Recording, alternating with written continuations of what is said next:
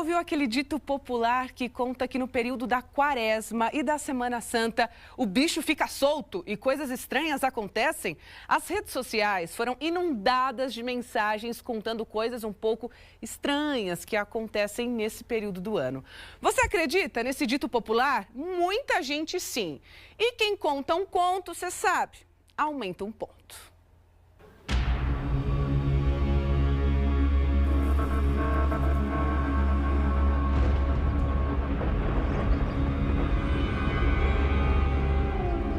Essa história eu ouvi do meu pai, né? Que ouviu do pai dele, né?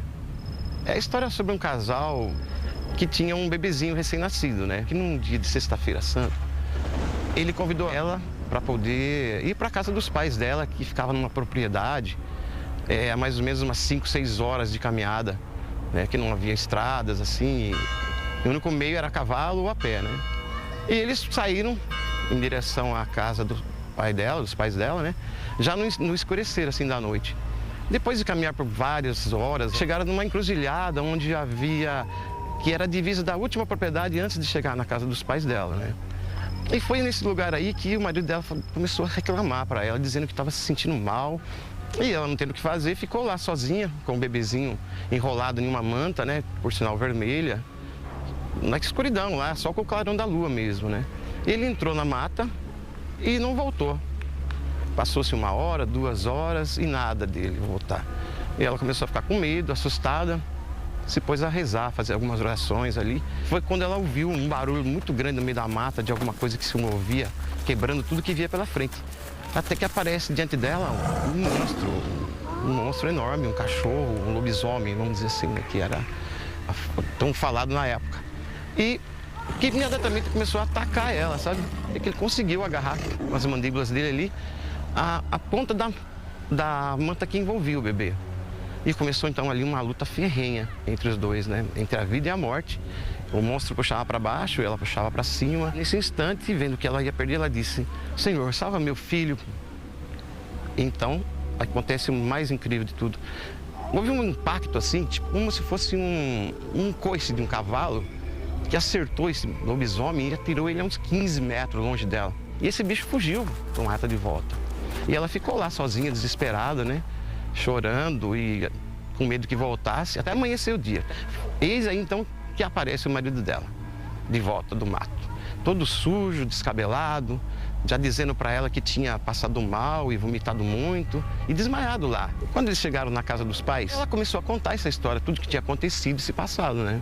Em determinado momento, por algum motivo, houve uma gargalhada de todos. E quando ele sorriu, foi quando ela, a mãe da menina, viu nas presas dele aquelas farpas vermelhas daquela manta que carregava o bebê. Então ela descobriu naquele momento que ele era o lobisomem. E expulsaram ele da casa e daquele lugar. E ele nunca mais foi visto, desapareceu. O homem se transformou em lobisomem justamente no fim da Quaresma. A lenda até pode ser antiga, mas os mistérios que rondam este período do ano existem até hoje. Na sexta-feira santa, a minha tia mandava a gente engolir 3 dentinhos de alho, sabe? Em jejum, que era que ela falava assim, é por coisa ruim, nunca chega perto da gente, né? Que era o demônio, as coisas ruins, né?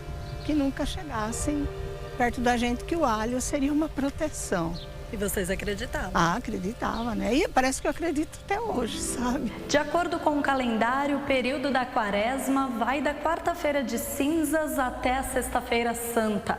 Um momento de reflexão e de mudanças para muitos que querem se aproximar mais de Deus.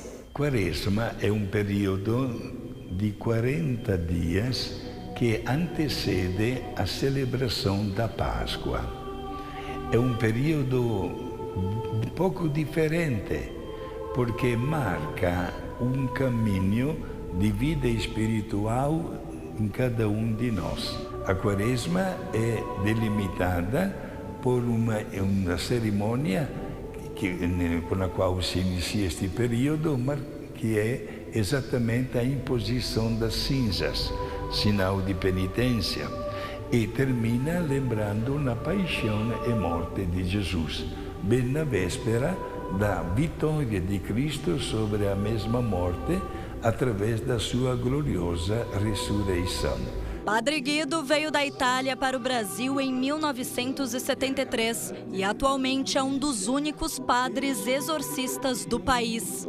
Acostumado a combater o demônio, já se deparou com inúmeras situações tenebrosas ao longo dos mais de 50 anos de sacerdócio. De acordo com relatos da Bíblia, foi nesse período da Quaresma que o diabo apareceu e tentou Jesus no deserto. O Espírito trouxe até mim. Sabe por quê? Para ser testado. O Espírito trouxe até aqui e permitiu que você conheça o que os homens sentem quando estão sendo testados por mim. Mas para isso, deve renunciar a todos os seus privilégios. Eu tinha uma tia que ela contava muitas histórias assim da Quaresma, sabe? E ela contou uma história que uma vez resolveram fazer um baile e uma moça foi a esse baile. Chegando lá, apareceu um rapaz muito bonito, usando chapéu e com o passar das horas no baile lá, ele tirou ela para dançar e continuou usando chapéu. Aí ela pediu para ele tirar o chapéu. Ele não queria tirar, mas ela insistiu, ele tirou. E apareceram os 2 chifrinhos, né? Que ele era o demônio, né? Baseado nisso que o dito popular diz que nesse período, com o diabo solto na terra, é mais provável que coisas estranhas aconteçam. Mas o padre garante que o período da Quaresma não aumenta as experiências sobrenaturais. Lendas, digamos assim, sim, podemos usar esta palavra. A igreja não dá credibilidade a estas coisas que, sinceramente, aumentam. Toda vez que se conta, se a senhora recebe uma impressão de alguém, pega o celular, liga para alguém e conta a mesma coisa, aumentando mais ainda. Infelizmente é assim. A igreja quer a tranquilidade da nossa consciência. Para a Igreja Católica até podem ser só lendas. Mas tem quem acredite que neste período coisas estranhas acontecem, como aparições de criaturas sobrenaturais, e que é a época mais sombria do folclore brasileiro. E não é difícil encontrar relatos pela internet sobre o assunto, de pessoas que não conseguem dormir, de sonhos estranhos, experiências vividas no interior do país. Para ter uma noção, em apenas uma plataforma digital, a hashtag Quaresma foi usada mais de 360 mil vezes. A maioria com relatos e vídeos sobre assombrações. Eu não sei se já é Quaresma. Morrendo de medo. Júlia é filha de Sandro e sobrinha de Luzia. Reunir a família toda é sempre um momento de alegria, união e muitos causos também. A jovem cresceu ouvindo deles histórias de tirar o sono de qualquer um. Desde pequena eu sempre fiquei deslumbrada, eu acredito até hoje nessas histórias.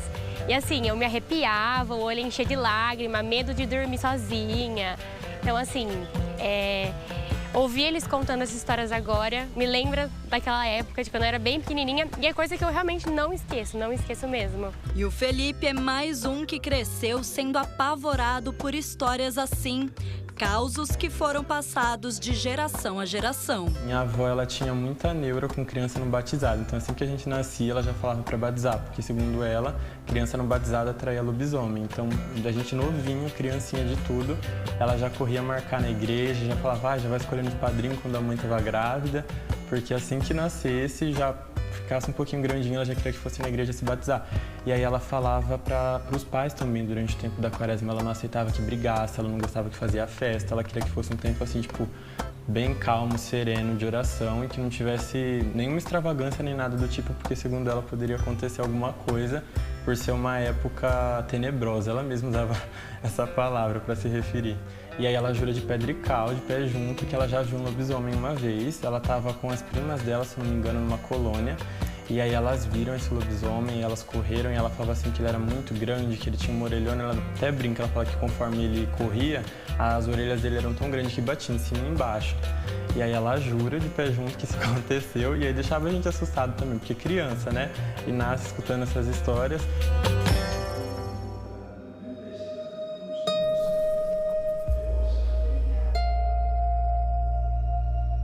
E a presença do demônio, do diabo, não pode descartá-la. Mas não é a única presença. É você que não está bem com Deus. O demônio, é claro, que bate palmas toda vez que isso acontece. E o demônio odeia as pessoas que estão em sintonia com Deus. Tantas vezes acontece que nós estamos com medo do demônio. Mas saibam que deveríamos fazer que aconteça o contrário, que seja Ele a ter medo de nós.